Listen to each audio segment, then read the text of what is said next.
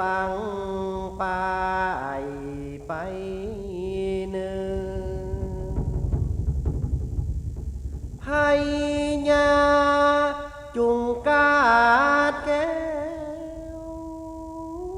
เลิศแล้วเจียงคา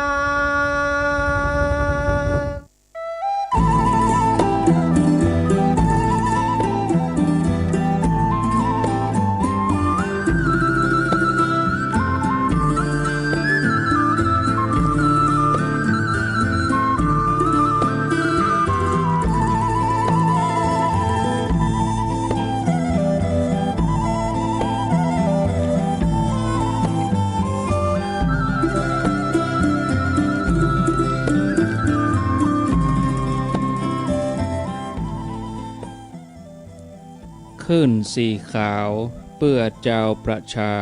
ปิกมาแถมแล้วเสียงดังเจ้าเจ้าม่วนอกม่วนใจจักได้สบายสุขใจเมื่อเท่าได้เวลาถึง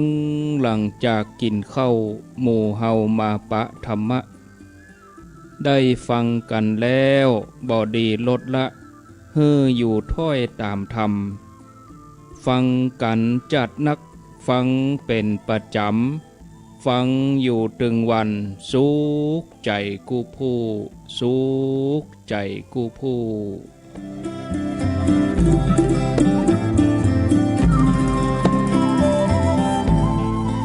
ได้เวลาแล้วเนอ